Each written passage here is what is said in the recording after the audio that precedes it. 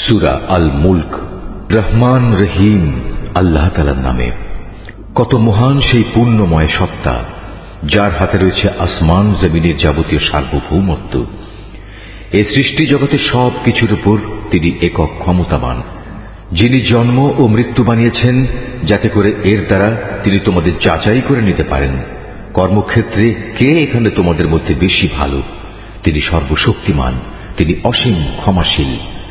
তিনি 7 মজবুত আসমান বানিয়েছেন, পর্যায়ক্রমে একটার উপর আরেকটা তিনি স্থাপন করেছেন। অসীম দয়ালু আল্লাহ তাআলার এই নিপুণ সৃষ্টির কোথাও কোনো খুঁত তুমি দেখতে পাবে না। আবার তাকিয়ে দেখো তো, কোথাও কি তুমি কোন রকম অসঙ্গতি কিংবা ফাটল দেখতে পাও? অতঃপর তোমার দৃষ্টি ফেরাও নভমণ্ডলের প্রতি। দেখো, আর একবারও তোমার দৃষ্টি ফেরাও, দেখবে তোমার দৃষ্টি ব্যর্থ ও ক্লান্ত হয়ে তোমার দিকেই ফিরে আসবে।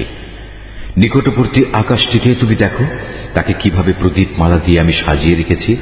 ঊর্ধ্বলোকের দিকে গমনকারী শয়তানদের তাড়িয়ে বেড়ানোর জন্য এই প্রদীপগুলোকে আমি ক্ষেপণাস্ত্র হিসেবে সংস্থাপন করে রেখেছি।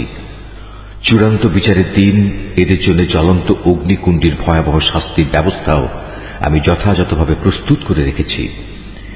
এত সব নিদর্শন সত্ত্বেও যারা তাদের স্রষ্টাকে অস্বীকার করেছে, তাদের জন্য রয়েছে জাহান্নামের কঠোরতম শাস্তি। জাহান্নাম কতই না নিকৃষ্টতম স্থান।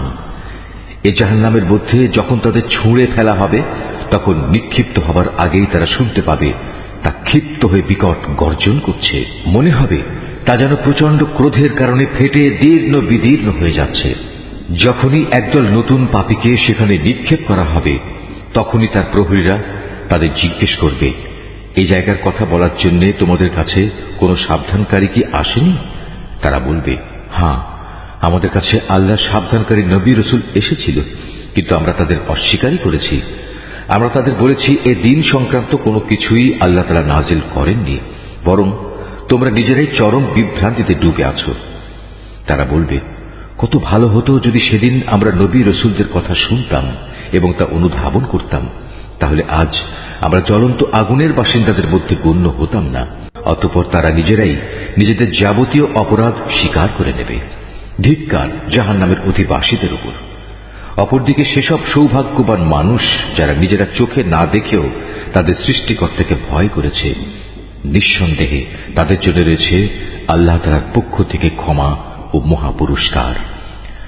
তোমরা তোমাদের কথাবার্তাগুলো লুকিয়ে রাখো কিংবা তা প্রকাশ করো, আল্লাহর কাছে এর উভয়টাই সমান, কারণ তিনি মনের ভেতর লুকিয়ে রাখার বিষয় সম্পর্কেও সম্মুখ ওয়াকিবহাল। তিনি কি সৃষ্টি সম্পর্কিত যাবতীয় বিষয় জানবেন না, যিনি এর সবকিছু বানিয়েছেন? বস্তুত আল্লাহ তাআলা অত্যন্ত সূক্ষ্মদর্শী এবং সর্ববিষয়ে সম্যক জ্ঞাত। তিনি সেই মহান সত্তা যিনি ভূমিকে তোমাদের অধীন করে দিয়েছেন।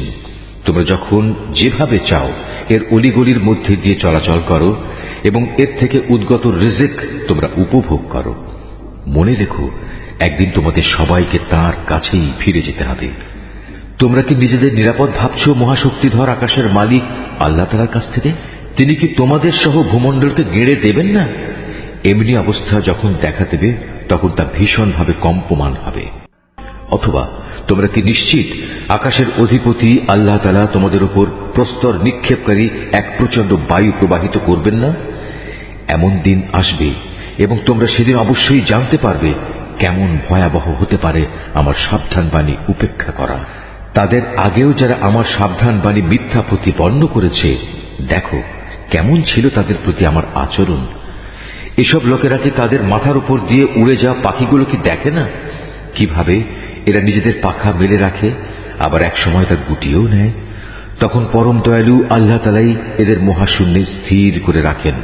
হ্যাঁ, একমাত্র আল্লাহ তাআলাই, তিনি তার সৃষ্টির ছোট বড় সব কিছুই দেখেন। বলতো, তোমাদের মধ্যে এমন কে আছে যার কাছে এমন একটি বিশাল সৈন্যবাহিনী আছে যা দিয়ে তারা অসীম দয়ালু আল্লাহর বিরুদ্ধে তোমাদের সাহায্য করবে? আসলে এই অস্বীকারী ব্যক্তিরা হামেশাই বিভ্রান্তিতে নিমজ্জিত থাকে।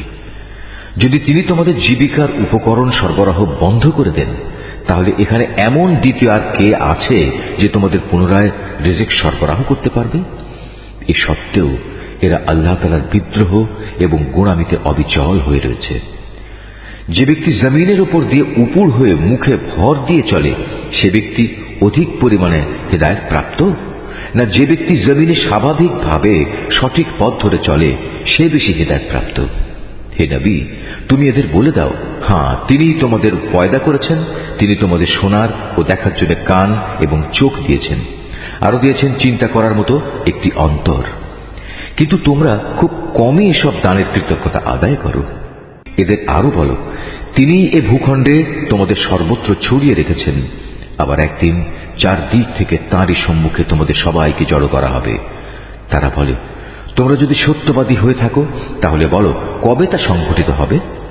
তুমি এদের বলো, এ তথ্য তো একমাত্র আল্লাহ তাআলার কাছেই রয়েছে, আমি তো একজন সুস্পষ্ট সাবধানকারী মাত্র। যখন সত্যি সত্যি এ প্রতিশ্রুতিটি তারা সংঘটিত হতে দেখবে যারা দুনিয়ার জীবনে অস্বীকার করেছিল, তখন তাদের সবার মুখমণ্ডল বিকৃত হয়ে যাবে। তাদের তখন বলা হবে, এ হচ্ছে সেই মহাধ্বংস যাকে তোমরা চ্যালেঞ্জ করতে। তুমি বলো, তোমরা কি একথা ভেবে দেখেছ, আল্লাহ তাআলা যদি আমাকে এবং আমার সঙ্গী সাথীদের ধ্বংস করে দেন কিংবা ধ্বংস না করে তিনি যদি আমাদের উপর দয়া প্রদর্শন করেন, সবই হবে তাঁর ইচ্ছাধীন। কিন্তু আল্লাহ তাআলাকে যারা অস্বীকার করেছে তাদের প্রতিশ্রুত কিয়ামতের দিন এ ভয়াবহ আযাব থেকে কে বাঁচাবে? তুমি এদের বলো, হ্যাঁ, সেদিন বাঁচাতে পারেন একমাত্র দয়াময় আল্লাহ তাআলাই। তার উপর আমরা ঈমান এনেছি এবং আমরা তাঁর উপরই নির্ভর করেছি। হ্যাঁ, অচিরেই তোমরা জানতে পারবে আমাদের মধ্যে কে সুস্পষ্ট গুমরাহির মাঝে নিমজ্জিত ছিল। হে নবী, তুমি এদের জিজ্ঞেস করো, তোমরা কি ভেবে দেখেছ তোমাদের জমিনের বুকে অবস্থিত পানি যদি কখনো উধাও হয়ে যায় তাহলে কে তোমাদের জন্য এ পানির প্রবাহ ধারা পুনরায় বের করে আনবে?